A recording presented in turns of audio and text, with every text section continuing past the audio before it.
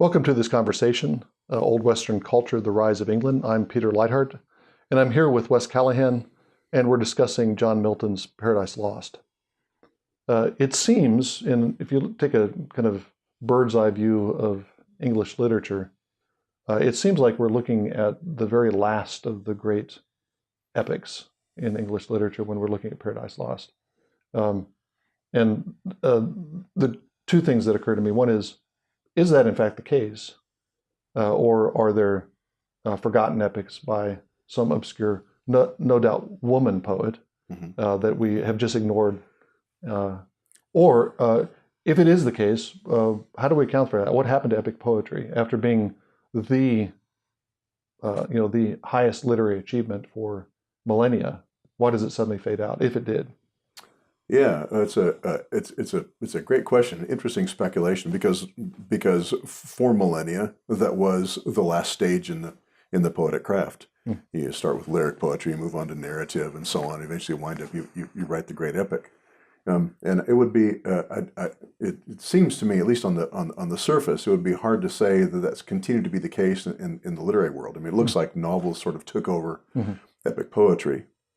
Everybody wants to write the great novel and so on. And if you argue that way, you could come up with various theories as to why it's so. A change in Western culture's view of greatness, of nobility. If we no longer believe in a creator who gives man an inherent dignity and height, then there's no place to fall from. You can't have tragedy. You can't have greatness. You just have Babbitt. If we concluded that Paradise Lost was the last great epic, we might suggest that the deterioration of the Christian base of Western culture has something to do with it. That people no longer are seen as the kind of beings that can have greatness or fall. Or if I could intervene, maybe I construe that somewhat less drastically or nefariously. That is it perhaps that we have a shift in, particularly when you think about English society, you have to shift from a society that's dominated by nobility who are a warrior class or the echo of a warrior class to a nation of shopkeepers. I mean, can you write an epic for shopkeepers? Yeah, that's less of a decline, but just a change in the social. you could read it as a decline, but certainly as a change. Yeah. The court no longer dominates culture, and now the masses dominate culture. Whether that's a decline or not would be an interesting discussion, but it certainly is a change, and it's not a change that's likely to produce an ongoing epic culture. Right. Yeah. Right. But the question still remains: is it in fact the last great epic? People like Mortimer Adler would say so, and that sort of thing. But what might be the counter argument? What could be what evidence do we have for ongoing epic poetry, or at least epics in some sense? Yeah. I don't know of any. There are some that people might say are great. There are people who have tried to write epic poetry, right? And maybe the great novel is standing in the place of the great epics. Right. But I don't think it's the same thing. How are novels different from epic poetry? Yeah. Well, apart from the fact that they're prose, I think there's a different ethic, and I think there's a different focus on personal development, I guess. You're looking at you put in theological terms, the kind of sanctification of a human soul that's the center of many novels. You think of the early novel of Robinson Crusoe, where it's pitched to kids as an adventure novel, as a shipwrecked sailor, and then they begin to read and they realize it's kind of a spiritual journal, and it's about the practical necessities of trying to construct a world. So I think there's novels have a different sort of concern. It's not a different sort of class that they're covering, but also a different sort of concern that has more to do with the evolution or the development of a human soul. I wonder if I'm thinking of Tocqueville's kind of historical view of Western culture, the democratization of Western culture in the last 1,000 years, or 700 or 800 years, where we no longer have aristocracy dominating culture. We have the common man and so on, which you could read as a kind of decline. But there's another way you could read it. You could read it as simply. I like what you were saying. The idea that it's there's a shift to the progress of the human soul, and the individual, the average man, some sheep herder, could express in great terms whatever human soul is supposed to be, which is, from a Christian perspective, infinitely more important than the great deeds of an Achilles or so on. And so you have things like, Silas Marner or the Brothers Kay, or or even some of Hemingway's novels, or Steinbeck, where you have people struggling for salvation, which is even Dante, tells us that's the biggest thing that can be done. So I wonder if that's just a better and a more Christian way to read this, the change from epic poetry to novels. Yeah, I think another factor that I would insert here is that you do have a kind of technological factor. We've discussed this some in other conversations about the oral character of poetry. It's designed to be heard and spoken, and not simply to be read.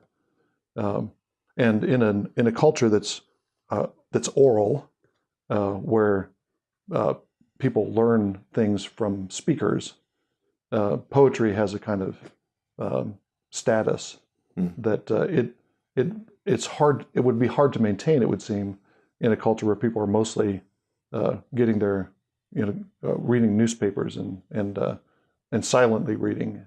You don't go down to the corner pub to get news, as Samuel Pepys did. Get the latest gossip at court.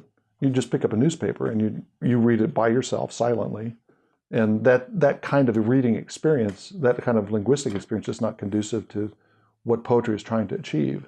So I think there's a technical dimension to that too, it would seem. We still, even though we read the newspapers, or in our case now we read the internet news, we still read it in private, but we still want to talk with each other. We want to talk, live in person or on Facebook, and we want to hash it out, and we want to comment on it and editorialize.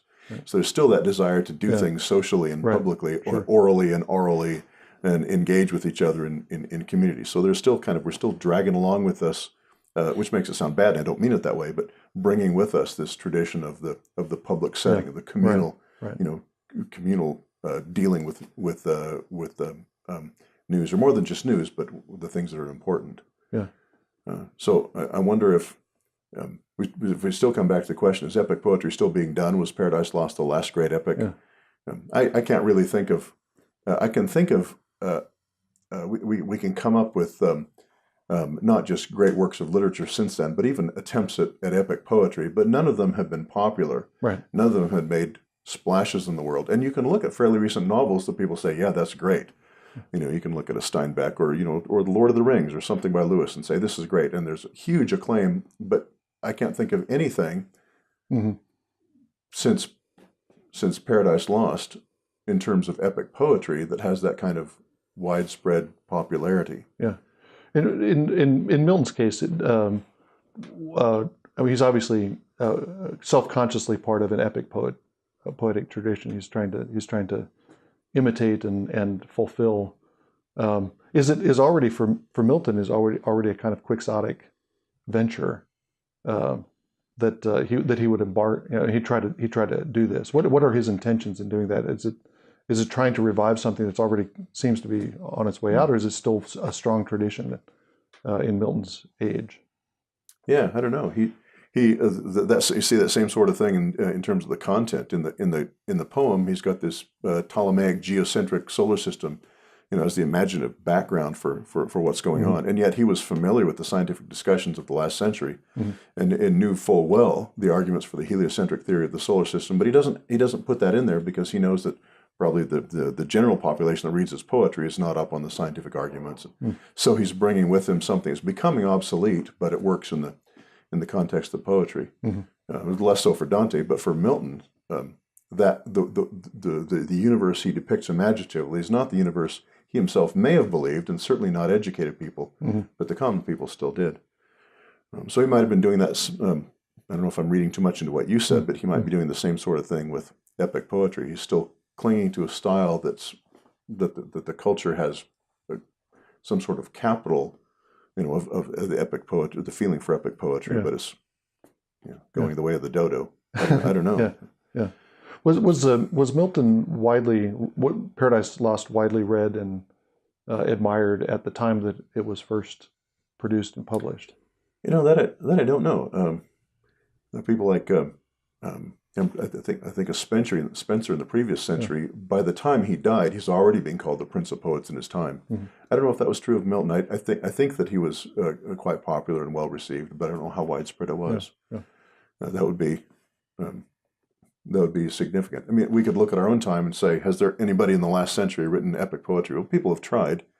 And you could say, well, just not enough time has passed. As time goes on, then they'll rise to the surface. But in other kinds of literature, we can look at things and say, that's a good candidate. Enough time has not passed yet to be sure, but that's a good candidate. Mm-hmm. We look at, The Lord of the Rings and so on, or Hemingway or whoever.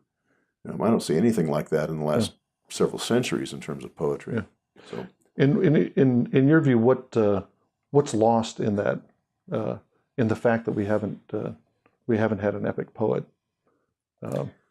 Culturally, what is that a signal of? Yeah, probably echoes of what you were talking about. And for all that, I think we could make arguments on the other side. I can't help but think that that it at least signals a loss of an old Christian worldview, of old Western culture. The title Old Western Culture, applying to the whole series of lectures and so on we were involved in, comes from Lewis, who's arguing that there was a sea change around the time of Austen, the romantic movement, around 1800, the French Revolution, and so on.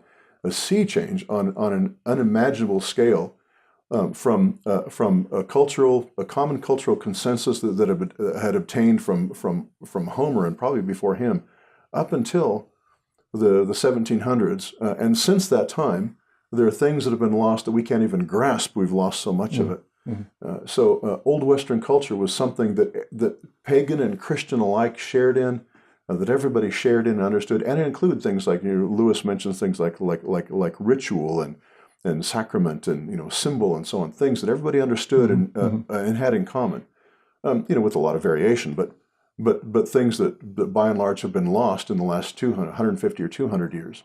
And I can't help but think that the apparent loss anyway, of epic poetry is a part of that. Epic poetry depends on a worldview about height and nobility and honor and ritual and glory and and ceremony and aristocracy and hierarchy and height and depth that a modern world so infected with atheistic, materialistic meaninglessness, simply can't bear. It can't bear the weight of that kind of worldview. Mm-hmm.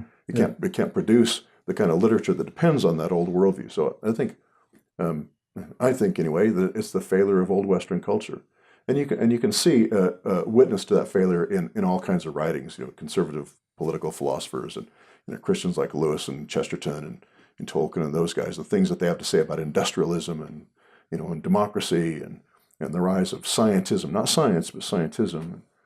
I look at guys like Edmund Burke and Tocqueville and Russell Kirk and all these people who point to, however optimistic they might want to be about its recovery, they point to a real loss in the last 150 or 200 years. And I think the failure of epic poetry seems to me like it could be read as hand in hand with that loss. We can't have epic poetry without an epic view of man and the universe, and without God there, and without hierarchies of angels above us, and animal and vegetable and mineral nature below us.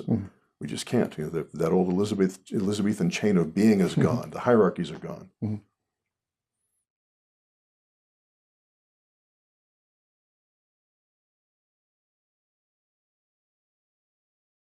Western culture. That's for you to say. The small example I was thinking as you were talking was efforts to update Austen, like Clueless. You know Clueless? Yeah. Yep. It's Emma. It's a version of Emma, right? In contemporary Southern California with Valley Girls. And without the social structure, it kind of doesn't work. And even if Lewis is right that the loss of Old Western culture began in Austen's time, she wasn't part of it. I think she was anti-romantic. Yeah. And that's the problem with the Keira Knightley version of Pride and Prejudice and all the others.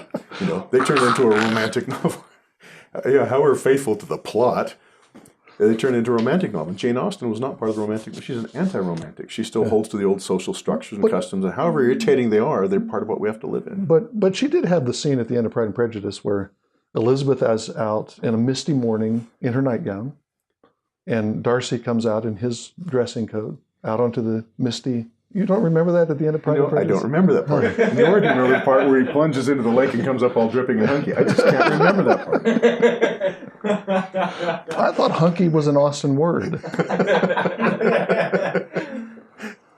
Dripping and hunky. That's right. Someone was defending the Pride and Prejudice zombies as a more Austenian. Somebody else has told me this. Yes. Okay, than I haven't seen it the yet. new version that came out. Yeah. I still like the A&E one, but Yeah. I've not seen it because Lydia refuses to watch it.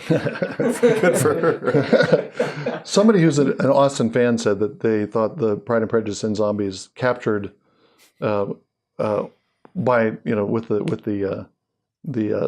kind of silly restaging, captured some dimensions of the actual novels that some of the film versions hadn't. I can see how you could argue that in a restricted sense. Yeah. Sure. Yeah. By the way, this is tangential, but have you read any of there's at least one, maybe several recent books on the influence of Anglicanism, like the prayer book in Jane Austen? Yeah, have you read those? One of them some years ago. I can't remember which one it was, but Austen's Anglicanism, I think, is the title. Yeah. Was it any good? It was, yeah. And there'd been a couple of I did a little biography of Austen, and I came across a couple of biographical. Not necessarily complete biographies. No, I did a separate thing that was a biography for Nelson. Oh, okay. There's a couple of biographical studies that emphasize her Anglican upbringing. You forget she's a PK. Yeah. She grows up around the church. Yeah. And that puts I think that does put a different angle on the novels. I think there's a lot more. She's not overtly religious the way some other. She's not overtly religious even as somebody like Dickens, but yeah, I think there's a lot of very subtle Christian stuff going on. I'd like to read that. I thought for a long time that something's missing, not to point out that her father's a minister. At least one of her brothers was a minister. A couple were, right. Yeah, and she would have been, and growing up in the church, she would have been steeped in the language of the prayer book. How could that not show up in her writing? Right.